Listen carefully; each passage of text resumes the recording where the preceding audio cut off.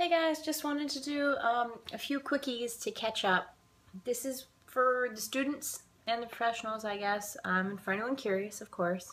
I always get a question about family hierarchies, and as part of my paid job, I do genealogy on a regular basis, searching for errors, which is really cool and awesome.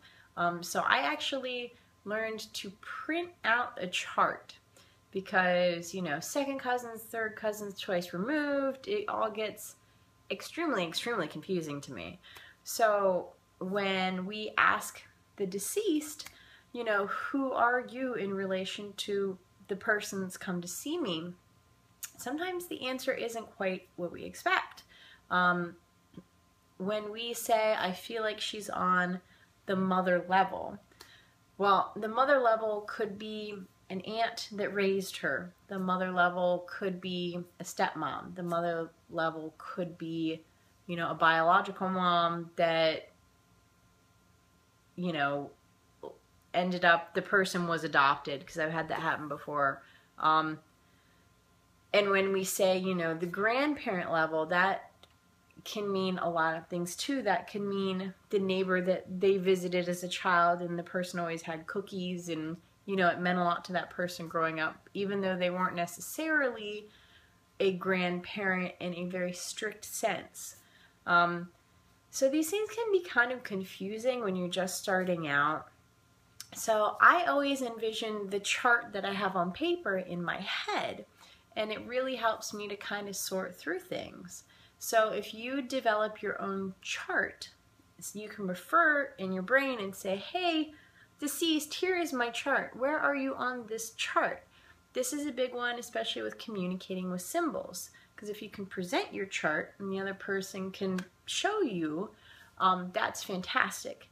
Of course, this is a sensing, a seeing, a knowing, that sort of thing. If someone only hears, this may be a little more difficult to discern. So I always say, ask more questions. Okay, I feel like she's on the mother level.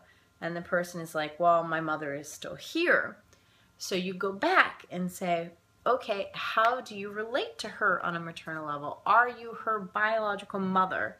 Well, obviously not, because she just said her mother's alive.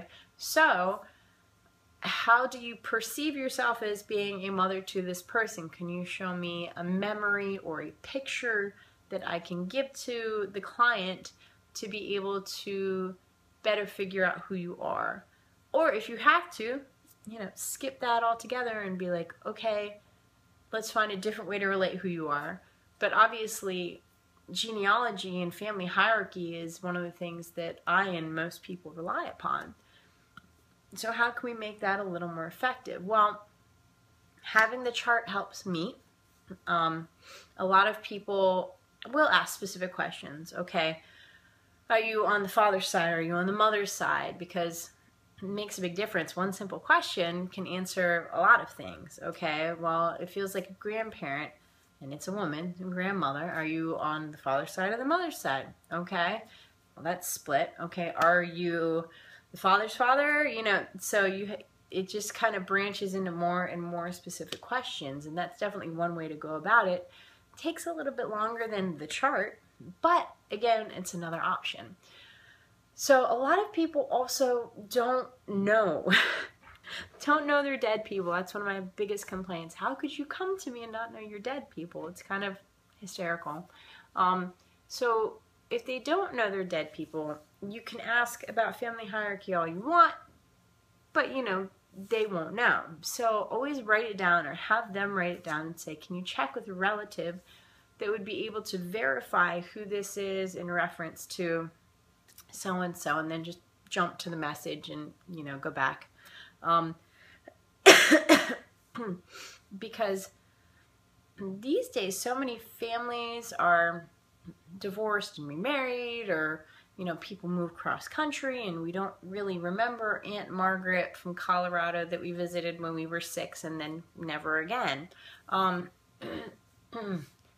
It gets a little frustrating from our end, obviously, from a student, from a professional, because if you're the student and you're pulling this great, fantastic, talkative dead person, the person doesn't know who they are and they can't verify who they are, well, as a student, that's hard for us, because how are we supposed to be like, okay, I am successful, you know, or yeah, I'm doing this right. Here's the information that I got, and yes, this person can verify it right away. Well, just tell them, email me, you know, email me or give me your email. I'd love to check in with you and verify, you know, I'm still learning, and I really like to hone my skills and see how I'm doing with feedback from my clients. Most people are very open to that. They don't prefer phone calls because nobody likes to talk on the phone anymore, so just offer to email them. Or a Facebook message, you know, whichever is more convenient. But having a hierarchy chart is, especially when you're first starting out, makes things a lot easier. So you can go to like Ancestry.com or just Google family hierarchy chart and, you know, embed it into your mind for when you're going through your questions, who's who, where, and when. Okay? I hope this was helpful. Love you guys. Bye.